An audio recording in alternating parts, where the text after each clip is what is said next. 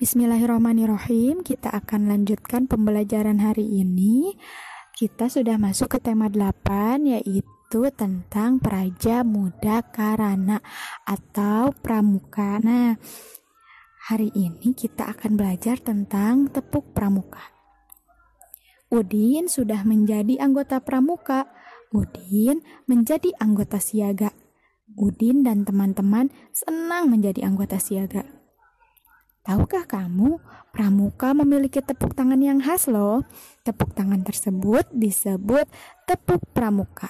Kita akan coba berlatih bagaimana melakukan tepuk pramuka.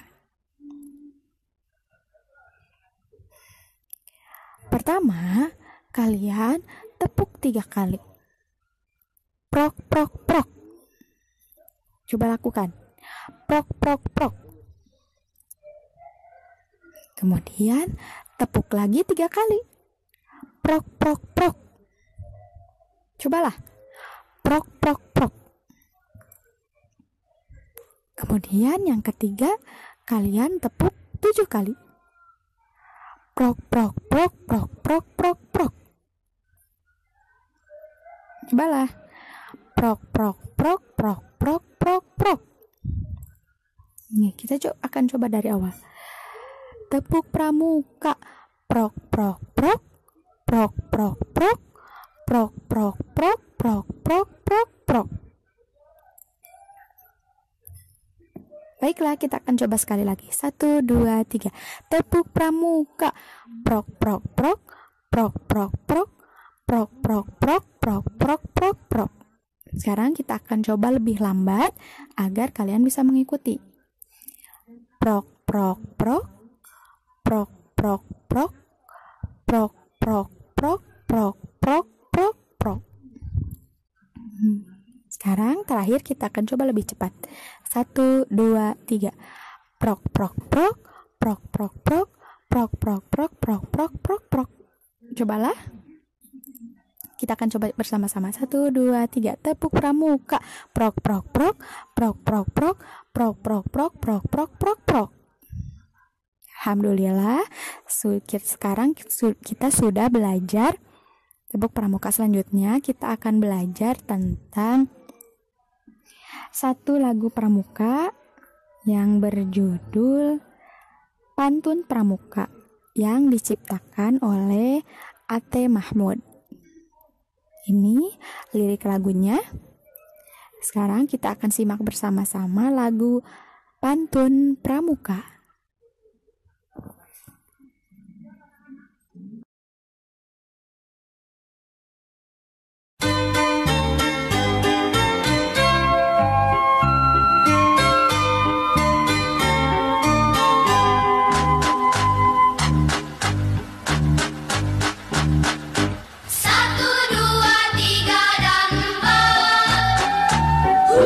Pramuka itu hemat cermat.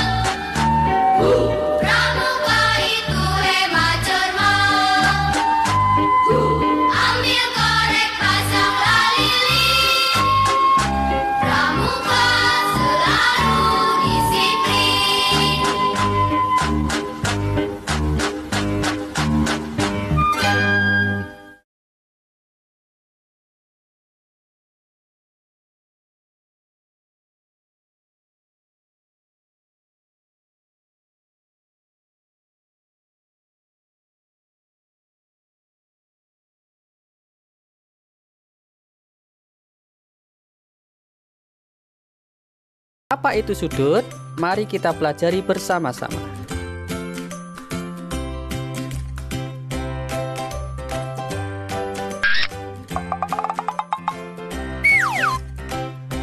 Gambar berikut adalah gambar sebuah sudut. Kita beri nama sudut ABC. Dari gambar tersebut, maka bisa kita tarik kesimpulan sudut dibentuk oleh dua buah garis lurus. Kemudian, posisi kedua garis saling bertemu atau berpotongan, membentuk titik sudut. Kemudian, antara dua buah garis terdapat jarak. Jadi, bisa kita simpulkan, sudut adalah daerah yang dibatasi dua buah garis lurus yang saling bertemu atau berpotongan membentuk titik sudut.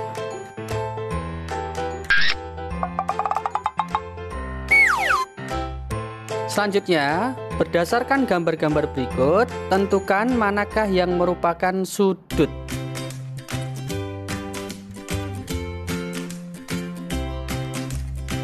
Gambar yang A, kita lihat terdapat dua garis lurus kemudian bertemu di satu titik. Berarti tepat ini dinamakan dengan sudut.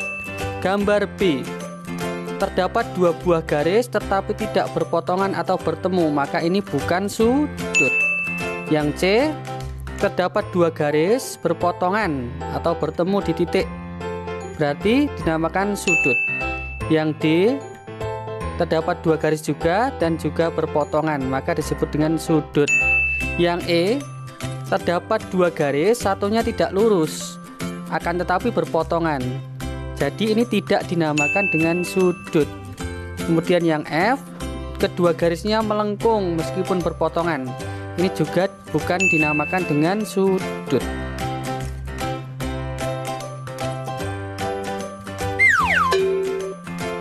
Sekarang mari kita mengenal bagian-bagian dari sudut.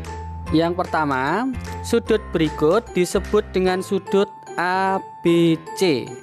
Cara penulisannya, titik pertemuannya yaitu titik B letaknya berada di tengah-tengah. Kemudian garis AB dan garis BC disebut dengan kaki sudut. Sedangkan titik B merupakan pertemuan antara garis AB dan BC, disebut dengan titik sudut. Selanjutnya, terdapat jarak antara kedua buah garis, maka ini dinamakan dengan besarnya sudut, dengan satuannya adalah satuan derajat. Tahukah kalian, meskipun garis diperpanjang, maka besarnya sudut akan tetap sama. Ya, itu tadi adalah bagian-bagian dari sudut.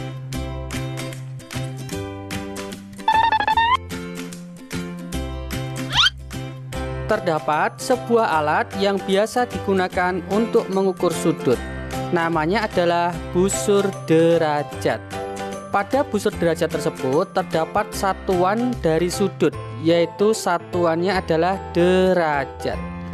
Cara penulisannya biasanya adalah berupa lingkaran kecil yang letaknya berada di atas. Kita lihat sebagai contoh, misalkan ada sebuah garis menuju angka 0 pada busur tersebut, maka kita menulisnya adalah 0 derajat. Kemudian misalkan 10 derajat, berarti satu garis berada di angka 0, kemudian yang garis kedua ada di angka 10, maka ditulis 10 derajat. Kemudian misalkan 20 derajat, berarti garisnya yang kedua berada di 20, kita menulisnya 20 derajat. Kemudian garis kedua di angka 90, maka kita menulisnya 90 derajat. Dan jika di garis keduanya ada di angka 180, maka kita menulisnya 180 derajat. Bagaimana? Sudah paham ya? Alhamdulillah. Selanjutnya kita akan belajar tentang macam-macam sudut. Sudut yang pertama yaitu sudut siku-siku. Kita lihat terdapat dua garis lurus yang berpotongan membentuk sudut 90 derajat. Ini dinamakan dengan sudut siku-siku. Jadi sudut siku-siku adalah sudut yang besarnya 90 derajat. Sudut kedua, sudut lancip. Kita lihat ternyata dua garis lurus yang berpotongan membentuk sudut yang kurang dari 90 derajat dan lebih dari 0 derajat. Jadi sudut lancip adalah sudut yang besarnya lebih dari 0 derajat dan kurang dari 90 derajat. Selanjutnya sudut tumpul. Kita lihat bersama. Besarnya lebih dari 90 derajat tetapi kurang dari 180 derajat. Jadi sudut tumpul adalah sudut yang besarnya lebih dari 90 derajat dan kurang dari 180 derajat. Sudut keempat yaitu sudut lurus. Dua garis bertemu membentuk garis lurus sehingga besarnya adalah 180 derajat. Jadi sudut lurus adalah sudut yang besarnya 180 derajat.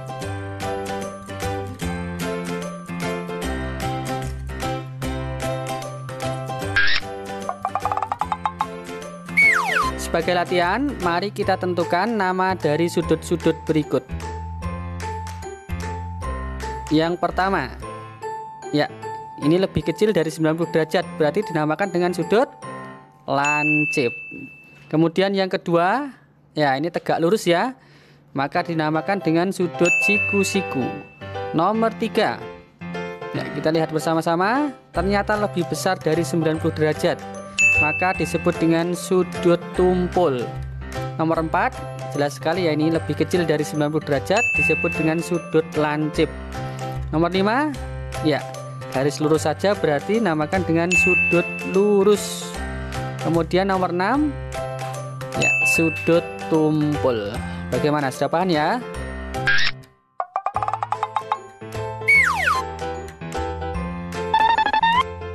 Sekarang perhatikan soal berikut. Siti mulai belajar di sekolah pukul 7. Sudut terkecil yang terbentuk oleh kedua jarum jam tersebut adalah sudut. Kita lihat dulu, jarum panjangnya ada di angka 12, kemudian jarum pendek di angka 7. Karena yang ditanyakan sudut terkecil, maka kita cari yang jaraknya paling pendek atau yang paling kecil.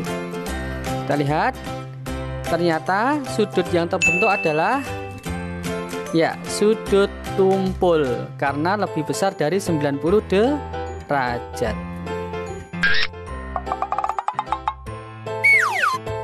Soal kedua, Dito bermain layang-layang pukul 10.00.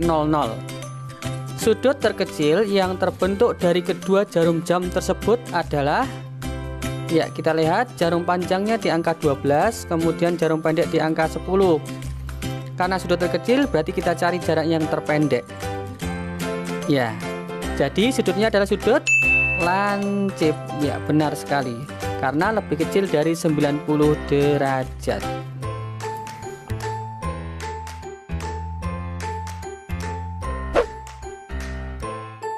Alhamdulillah, pembelajaran tentang sudut hari ini kita sudah selesai. Semoga kalian dapat memahaminya. Selanjutnya kalian bisa menyelesaikan soal-soal berikut sebagai latihan. Sekian, assalamualaikum warahmatullahi wabarakatuh.